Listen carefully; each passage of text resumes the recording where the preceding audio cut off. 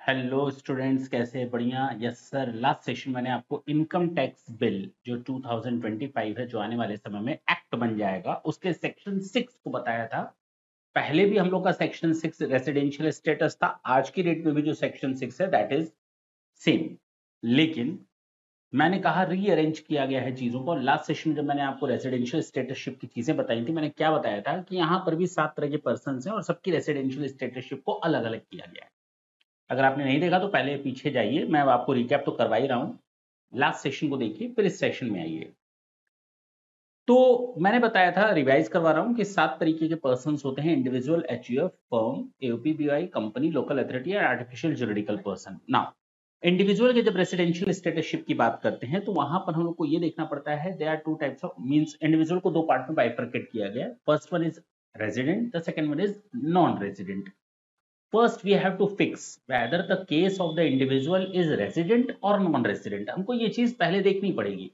अगर वो रेसिडेंट है तो उसके लिए दो कंडीशंस दी हैं। This is known basic conditions and he has to fulfil any one of both of these two conditions. इन दो कंडीशन में किसी एक कंडीशन को पूरा करना है उसको। दो कंडीशंस क्या हैं जिसमें से एक को पूरा करना है? पहला कि टैक्स ईयर में 182 डेज इंडिया में रहा हो। मैं यहां पर आपको ये 182 डेज इंडिया में रहा हो, या फिर टैक्स ईयर में, या फिर और की बात कर रहा हूं, ओ आर और लास्ट ईयर यानी कि टैक्स ईयर में, प्रीवियस ईयर में, टैक्स ईयर में उसने 60 डेज इंडिया में बिताए हों एंड 4 प्रीसीडिंग टैक्स ईयर्स में उसने 365 डेज और मोर इंडिया में रहा हो। अगर इन दोनों में से कोई एक कंडीशन सेटिस्फाई हो जाती है, या तो ये, तो वो रेजिडेंट माना जाएगा। अदरवाइज किसी भी कंडीशन के सेटिस्फाई न होने पर वो नॉन रेजिडेंट माना जाएगा। Once it is fixed that it is a case of the resident, again we have to check whether the case falls under the category of ROR or RNOR. ROR का full form होता है resident and ordinary resident, RNOR का full form होता है resident but not ordinary resident. तो ROR होने के लिए again there are two additional conditions and both of these two conditions must be fulfilled. ये दोनों कंडीशन पूरी करनी है। ये दो एडिशनल कंडीशंस हैं। पहली कंडीशन है कि 7 प्रीवियस, बार बार प्रीवियस दिमाग में आ रहा है, टैक्स ईयर, 7 टैक्स ईयर्स में जो प्रीसीडिंग टैक्स ईयर्स हैं उसमें 730 डेज और मोर इंडिया में रहा हो एंड 10 प्रीसीडिंग टैक्स ईयर्स में एटलीस्ट 2 साल वो रेजिडेंट रहा हो इंडिया में। अगर ये दो शर्तें पूरी हो जाती हैं तो वो आरओआर की कैटेगरी में आएगा, अदरवाइज आरएनओआर की कैटेगरी में आएगा। ये तो एक कॉमन सेंस की चीजें हो गई। जब मैं आगे बढ़ा तो मैंने कहा ना कि ये जो बेसिक कंडीशंस हैं, बेसिक कंडीशन में जो बी वाली कंडीशन है ना, इसको हम लोग को थोड़ा और देखना पड़ता है। ये वाला 60 डेज को अप्लाई नहीं होगा, मतलब ये जो कंडीशन है 60 डेज वाली shall not apply in these two cases. पहला केस है ये अप्लाई नहीं होगा, यानी आप कह सकते हो second condition won't apply in these two cases, only first one condition shall apply. कौन सा वो केस है? पहला केस, अगर कोई इंडियन सिटीजन है और वो इंडिया छोड़ रहा है, या तो इंडियन शिप का क्रू मेंबर बनने के लिए या फिर एम्प्लॉयमेंट आउटसाइड इंडिया के लिए, तो ये कंडीशन एप्लीकेबल नहीं होगी। बी, ये जो सेकंड कंडीशन है वो एप्लीकेबल नहीं होगी, केवल first one basic condition applicable होगी। ये मैंने लिखवा दिया था, एम्प्लॉयमेंट आउटसाइड इंडिया और become a crew member of an Indian ship, बशर्ते वो इंडियन सिटीजन हो और वो इंडिया छोड़ रहा है। फिर मैंने कहा कि ये कंडीशन फिर भी एप्लीकेबल नहीं होगी, ये बी वाली अभी भी एप्लीकेबल नहीं होगी। क्यों? कब? जब कोई इंडिविजुअल हो और इंडियन सिटीजन हो या इंडियन ओरिजिन का बंदा हो। इंडियन सिटीजन हो वो इंडिविजुअल, या इंडियन ओरिजिन का बंदा हो और वो इंडिया में अगर घूमने आता है बाहर से, तो उस केस में एप्लीकेबल नहीं होगा। मैंने क्या कहा? कोई बंदा बाहर से इंडिया में घूमने आता है तो एप्लीकेबल नहीं होगा। मैंने क्या बोला? कोई बंदा बाहर से घूमने आता है इंडिया में, इंडियन हो, इंडियन सिटीजन हो और इंडियन ओरिजिन का आदमी हो, तो ये कंडीशन एप्लीकेबल नहीं होगी बी वाली। उसके ऊपर 182 डेज वाली ही कंडीशन एप्लीकेबल होगी। लेकिन फिर से आते हैं कुछ इंपॉर्टेंट नोट्स के बारे में। चूंकि हम लोगों ने ये देख लिया आरओआर और आरएनओआर कब होता है, ठीक। दो कंडीशन बताई गई हैं जहां पर, क्या बात है,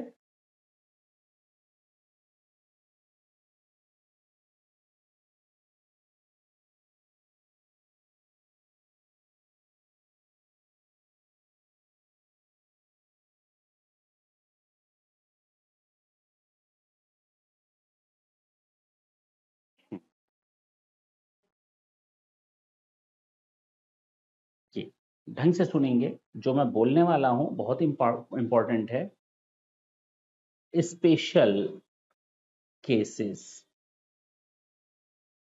टू आरएनओआर, ये दो केसेस हैं, मेरी बात ढंग से समझेंगे।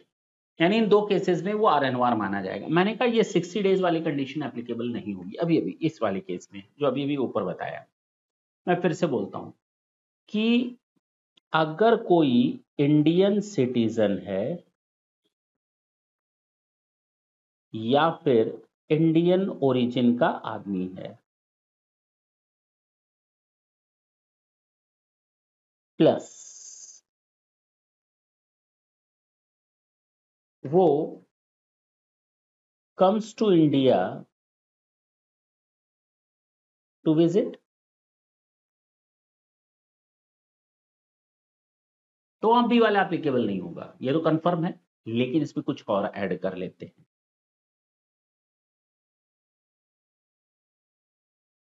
हैविंग टोटल इनकम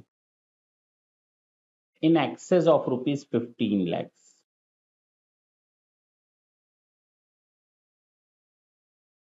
उसकी टोटल इनकम 15 लाख से ज्यादा है,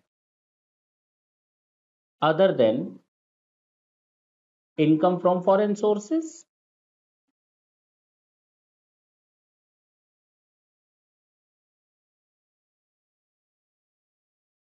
यानी उसकी इंडिया से इनकम 15 लाख से अधिक, वो इंडिया घूमने आता है और उसकी इंडिया से इनकम 15 लाख से अधिक, और इंडिया में घूम रहा है 10-20 दिन का नहीं, ना ना ना, अगर वो 120 दिन से लेकर resides India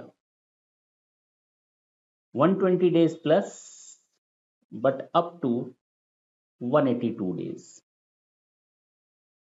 भाई 182 डेज वाली कंडीशन एप्लीकेबल होती है या नहीं होती? मैंने क्या बोला कि 60 दिन वाली कंडीशन एप्लीकेबल नहीं होगी। अगर कोई इंडियन सिटीजन या इंडियन ओरिजिन का आदमी बाहर से इंडिया में घूमने आता है तो 60 दिन वाली कंडीशन एप्लीकेबल नहीं होगी, 182 डेज की कंडीशन एप्लीकेबल होगी रेजिडेंट होने के लिए।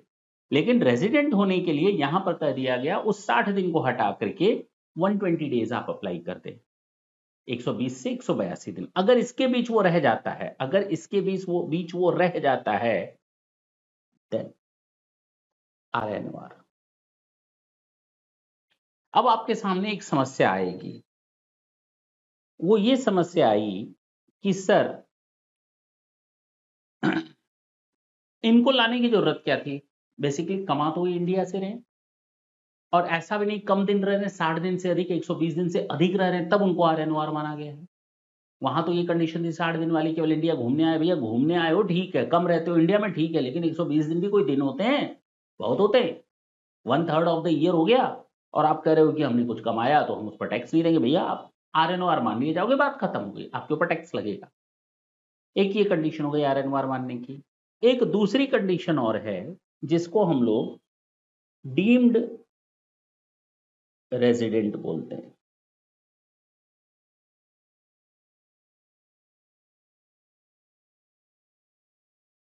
ये क्या बोलता है, ढंग से सुनेंगे फिर वही बात, डीम्ड रेजिडेंट, कि अगर कोई इंडियन सिटीजन,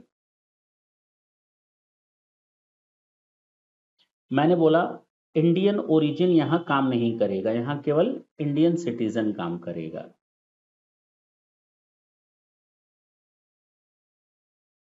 ये काम नहीं करेगा, केवल इंडियन सिटीजन। अगर कोई इंडियन सिटीजन है और उसकी इनकम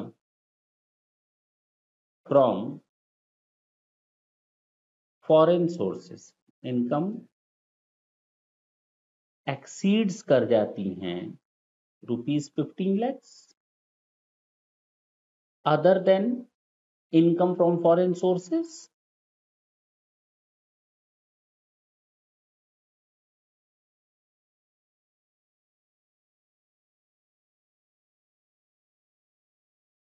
अगर कोई इंडियन सिटीजन है, उसकी इनकम एक्सीड्स कर जाती है 15 लाख से अधिक, other than income from foreign sources, यानी इंडियन की इनकम जो हो, he is not liable to pay tax in any country.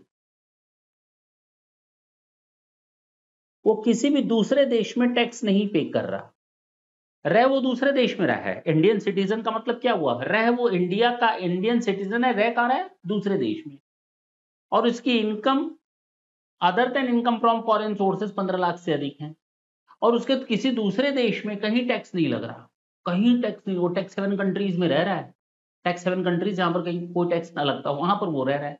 अब वहां रह रहा है तो वहां पर उसको कोई टैक्स नहीं देना, तो गवर्नमेंट ने कहा बेटा इंडियन हो ना, हाँ इंडियन है, कहीं दूसरे देश में टैक्स नहीं दे रहे हो ना, नहीं नहीं नहीं भैया यहीं आ जाओ, यहीं टैक्स दे, तो है कि नहीं। तो उसकी डोमिसाइल या इस कंट्री के नेचर के हिसाब से वो दूसरे देश में अगर कोई टैक्स नहीं दे रहा, तो उसको भी RNOR माना जाएगा। ये याद रखेंगे, मेरी बात ढंग से समझें, मैं जो लिखने जा रहा हूं वो बात।